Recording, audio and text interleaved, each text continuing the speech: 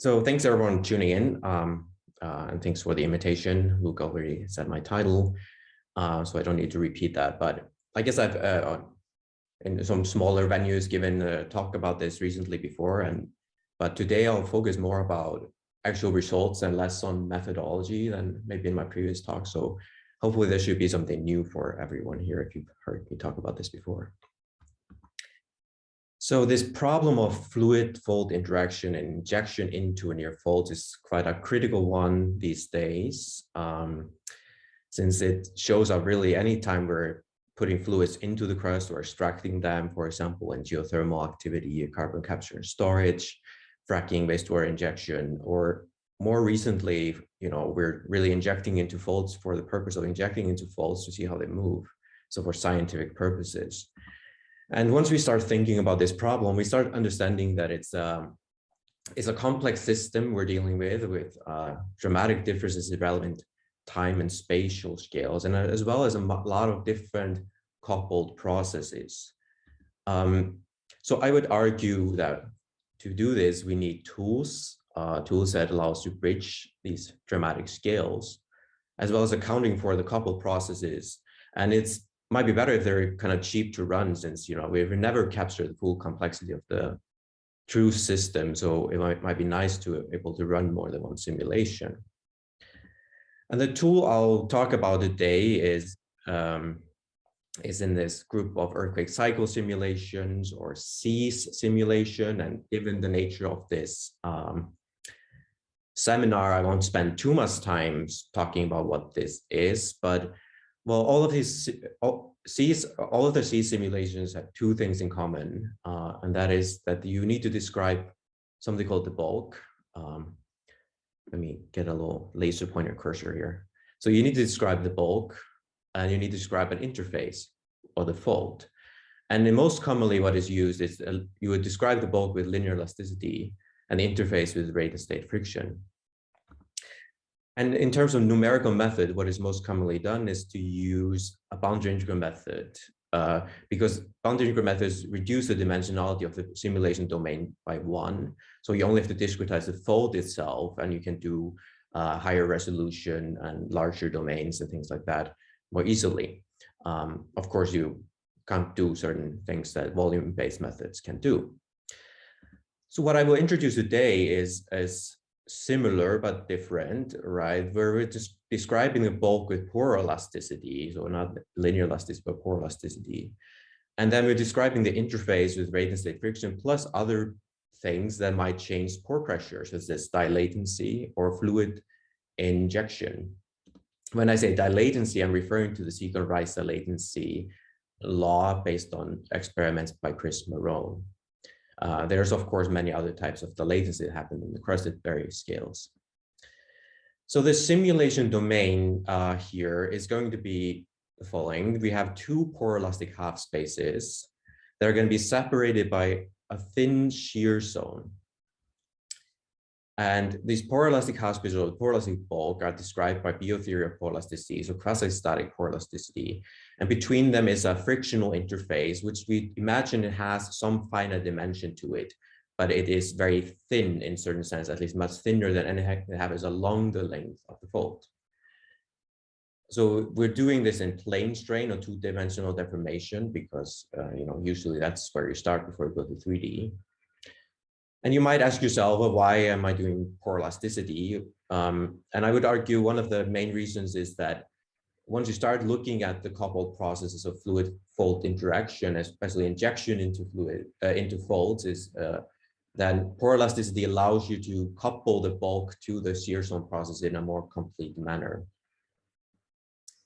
So we're going to imagine that we can somehow drill into this fold with some little isolated pipe here, and we can inject fluids straight into the fold itself. And then what we would like is the fluids can spread around, they can travel inside the shear zone as well as into the bulk. But we want this increase in fluid mass to lead to increased pressure, or it's going to lead to increased pressure. And this is going to couple to frictional resistance, such that at higher pressure, you weaken the frictional resistance, and this allows slip to happening or accelerate. And we will account for certain properties of anisotropic permeability. So the shear zone can have different permeability along the length of shear zone, across the shear zone. And the bulk itself can capture fluids, and they can travel into the bulk into by both X and Y dimensions. So it's not a one-dimensional fluctuation. So that is roughly, the setup, or what we're thinking about in terms of how we're setting up the problem and going to solve it. And if you're sort of geologically inclined, you might be asking, where is the fault core and where's the damage zone here? And really there is none. But in the sort of spectrum of permeability structures as identified by and as Foster's, then we are really in this, what they call the localized conjugate regime. And that is not to say that we couldn't really reimagine the problem a little bit and change certain things to capture some of the other end member cases. But for the purpose of this talk, we'll just simply think of the fault as being in this localized conjugate regime, where there's no significant core or damage zone. But this is also the type of fault you might target when you do field scale experiments, injection experiments. So I will talk briefly now about this setup of the method and how we solve this problem, but then I'll mostly go into some results that I think are interesting. So the methodology, or essentially the computer code, has 3 different key components to it. And one is that you need the description of the bulk. You need to develop a description of bulk. Then you have to have description of the shear zone, and then you have to couple these 2 things together. So I'll briefly talk about each component here. And so for the bulk, we develop a novel spectral boundary integral method, poroelasticity. And what is, and then when we look at the fault from the perspective of the bulk, we're going to think of, if this is very thin compared to anything that happens along the length of this shear zone, then we may ask ourselves, what does the bulk really see once things are happening in the shear zone? And it would see an infinitesimal surface if we have this true separation of scales. And it would be sensitive to slip. So it wouldn't really be sensitive to the details of the strain localization within the shear zone, but it would be sensitive to the overall slip over across the shear zone. It would somehow censor pressure changes inside this shear zone. What pressure that might be is we'll talk about a little bit later. And then it might be sensitive to opening mode. If you're including dilatancy of the gouge, then you have to have an opening mode as well. And turns out this is not a very big component, but we'll include that as well.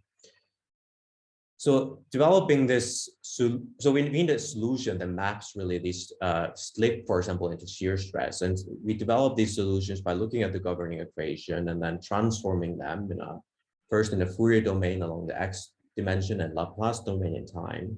This reduces the governing system equations to a system of ODEs where we can implement boundary conditions. And this is roughly, the outline of the spectral boundary integral method. Of course, the details are a bit messy, but I'm going to jump ahead through everything and look at some final results to give you an idea of what is going on. And we're going to look at the simplest equation that falls out of this, and which is the one that maps shear stress to slip in the poroelastic bulk. And so in a previous study, we attained the solution in a Fourier Laplace domain that is the following, where you have shear stress perturbation as a function of slip. And if you're familiar with looking at these sort of equations, what you might notice is that this part here is essentially just elasticity, quasi-static elasticity. The only difference is you have an undrained Poisson's ratio here. But then you have something else, and you have this H, and this H has various things like hydraulic diffusivity. So this is somehow capturing the transient poroelastic response of the shear stress as you induce slip. So it turns out shear stress is quite significantly affected by fluid migration in the bulk in response to the slip itself. This is quite interesting. But this solution is not enough for a spectral boundary integral. You have to invert the Laplace transform essentially. And this is what is the most challenging step, but we managed to do this analytically. And then you get a solution like this, where you have slip here, and now we have a convolution of a slip and some kernel, and this kernel has also things, error functions in it, which are associated with diffusion problems in general. And then the final step is to invert the Fourier transform. And this is, of course, done with spectral expansion. That's why it's called spectral boundary integral. And you can do this very efficiently with FFT algorithm. This makes this very efficient method. So this is just an overall, presentation of what these equations actually are. So it's not quite so abstract, but then there are also equations that map the pore pressure to slip and things like that. So there's a lot more behind there.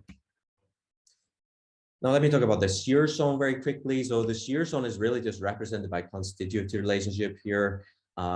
First, it's the mass balance of the fluid. Then it's a mass balance of the solid mass in the shear zone. And then we have a frictional strength where we use the rate and state frictional law. We actually use the regularized one, but this is what people are most familiar with. So this is really just a collection of constitutive laws. We're not imagining the shear zone to be poroelastic necessarily, and we're not saying that momentum is conserved or anything like that, just that these balance laws apply, and then the empirical friction law. And then you have to couple these things together.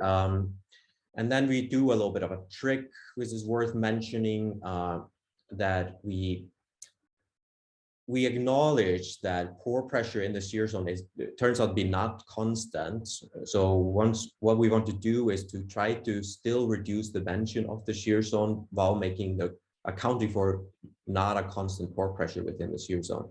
So for doing this, we have we introduce a bilinear approximation to the pore pressure inside the shear zone, and doing this allows us to fully reduce dimension of the shear zone. I'm skipping a lot of details, but I just want to mention this briefly before going into some application. So what this means essentially for this implementation is that we have these fluid constitutive mass balance and solid constitutive mass balance, and you see that depend on the y derivative, right? But we can actually fully compute this with and integrate out the y derivative. So the dimension of in this implementation, we fully reduce dimension to 1D, even though we have this inner solution that is thinks of the shear zone as being finite. Right, take away no discretization in y dimension needed. That is not to say that it's probably very interesting to not do this and actually solve the full inner problem. Okay, as promised, I want to spend more time on some applications of this. And of course, we should be looking at injection problems as one of the main motivation here. But first, I want to forget about injection entirely, because I think it might be worthwhile to think about if a fault in the poroelastic medium with dilatancy and all these things going on, is the stability of the fault actually changed if we don't have any injection? Help me with something. And so we had a previous study that you can look up here where we looked at this problem without any injections. We did a linear stability analysis, and you get stability curves like this. So I will walk you through how to read this diagram. First, we have this axis here, which has a wave number, so a critical wave number, or 1 over critical wavelength. Maybe you're familiar with this, maybe not. The way you should just read this diagram is that if you select parameters and you get a value that's down here somewhere, it's relatively more stable. And then if you get a value up here, the system is relatively less stable. So that's just how you should think about this axis, as more stable, less stable. Then down here, we have a time scale, a non-dimensional time scale relative to friction. And if you move into this direction here, you're moving towards more diffusive bulk. So you could, for example, change the hydraulic diffusivity of the bulk along this way. Then we have another time scale, and this is associated with the shear zone, the flux through the shear zone. So because you have structure in the problem, there's actually two diffusive time scales. So here when you go from these yellow lines to these blue lines, you're decreasing the diffusivity of the shear zone itself. So for example, you're making this permeability of the shear zone very low. So what are the different regimes telling us? So if we are down here, we're in a very low diffusive bulk, and we see all these lines, they converge to really one point, which is stable, as almost the most stable one. There's a little bit, some strange things going on here associated with pore elasticity, but mostly this is the most stable configuration. So it's telling us if you have very low diffusive bulk, dilatancy can act fully and not be equilibrated, and we get stable sliding. And it's maybe not too surprising. But then what is going on here? So we have a little bit of a corner here, and we also have a lot of lines that are associated with this corner and this plateau, if you will. And this means you're also very stable, not quite as stable as for this one, but you're also stable for very high diffusive bulk, but low diffusivity shear zones. So if your bulk is very diffusive, you can still retain the fluids by having low diffusivity shear zone. It sort of makes sense. Now, why are these different? That is poroelasticity. Here, the bulk is responding in undrained manner. Here is responding in drained manner, and this leads to significant changes in stability. And up in this corner now, we're unstable. And again, all the lines seem to converge here if we have sufficiently diffusive bulk. So sort of like, you know, even though you're making the shear zone very low diffusivity, you can still destabilize it or create less stability if your bulk is sufficiently diffusive. So it's really a play on more than one time scale that is happening here. So what is the takeaway? Stability of sliding strongly depends on the diffusivities of the shear zone and the bulk. So low diffusivity of either shear zone or bulk is more stable because it allows dilatancy to happen at the relevant time scale. And then the two timescales are in competition. So if one is large, the other one can kind of stabilize by being small in most of the cases. Right, so now we're going to make things even more complicated, even though it seems a little bit complicated with just the sliding at steady state. So we're going to look at this injection experiment that I'm sure many of you are familiar with, the albeit field experiment. And this was previously looked at in a study by Larcel et al., where rate and state parameters were constrained to fit slip data. So we're really kind of taking this study as sort of a reference point. And we're not going to try to fit anything here. We're just going to try to change some things that haven't really been explored in other studies and see if they matter. So we're using their parameters that they found to fit quite well. And we vary things that are not accounted for, like poroelastic properties of the bulk, bulk diffusivity, and inelastic dilatancy. Okay, so you're gonna see plots like this, and maybe many of you have seen plots like this before, but I'll walk you through what this means. So here we have an x-axis, and this is the fault. So this is or part of the fault. This is 1/5 of the simulation domain. Then here's time. And then the color is telling you how slip is evolving on the fault with time. So just to give you a bit more of an intuition, I'm gonna play a little movie that shows you exactly on a line plot as well what you're looking at. So now you see a little movie, and you see what is happening here. We have four events are happening when you're injecting.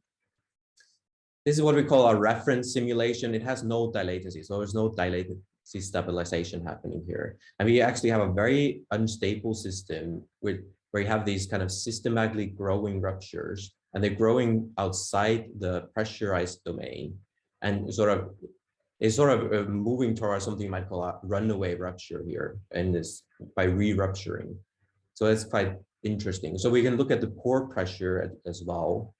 And so this plot is going to show you the average pore pressure inside the shear zone, but the line plot will show different, what that average is consistent of, the pressure at one boundary of the shear zone, pressure at the other boundary, and the pressure in the center. And we see there's actually a huge variations in the shear zone in pressure. So I'll play both at the same time now, so you can see how the rupture and the pressure evolves at the same time. So we have an earthquake, another earthquake, another earthquake, another earthquake. And you see these nice little lobes that are happening at the rupture tip. And this is a poroelastic response of the bulk. Okay, so that was our reference, which is also the most unstable simulation. So let's look at a simulation where we have a little bit of dilatancy. So I say a little bit of dilatancy, we're taking the dilatancy coefficient as 10% of the typical value that has been used. And now we see totally different dynamics. We have slow slip happening on the fault in response to the injection. No seismic slip and rather stable. And then we can look at the pressure, and pressure is doing something very interesting, which is it is reversing sign here because the dilatancy at the rupture tip is actually causing this suction effect. So the characteristic, the sort of square root of the characteristic, square root of time characteristic of the pressure is totally perturbed by the dilatancy itself. So if you're looking at, if you want to find some observational predictions of this, then you might think of looking for some kind of reversal or some pattern like this if you could measure pore pressure near the rupture tip. And we can look at both at the same time so you can see what's going on. We still see these lobes here and the pressure at the rupture tip, and this is associated with the poroelastic response of the bulk. Okay, so you saw this one. This has no dilatancy. This is a reference simulation. This has a little bit of dilatancy and then full dilatancy, which just means that it's the standard coefficient. And what is happening? Here you have 4 earthquakes. Here you have some slow slip. Here you have slower migrating slow slip, if you will. And so we're going from seismic to aseismic by tuning up the dilatancy. And this is not very surprising since it's a well-known stabilizing mechanism. So what might surprise you though is that we can do this sort of seismic to aseismic transition without any dilatancy as well by changing other properties. So here is again the reference simulation, this most unstable one, if you will. And then here we change the undrained Poisson's ratio and we get fewer events than they're happening later. So this is in some qualitative sense more stable. And then we increase these poroelastic facts, the undrained Poisson's ratio, and we increase the diffusivity of the bulk, and we get sort of very quasi-static lazy slip. So extremely stable slip, even more stable than we got with the dilatancy. So we can induce this seismic to aseismic transition without any dilatancy in the system by changing really poroelastic and bulk effects, let's say. So what is going on? It turns out that this stability depends very strongly on how much fluid you can retain in the fault. So here is here's a dilatancy coefficient of 0. This is showing fluid leakage into the fault with time, and this is pressure. This is prescribed pressure in the data. And this one here, where you're retaining most of the fluid, so you're retaining 23% of the fluid you're injecting into the fault. And this is the one that is very unstable. This is a reference simulation. But then this one, where you only retain 64% of the fluids that you're injecting, is this very lazy, stable simulation here, where nothing really happens.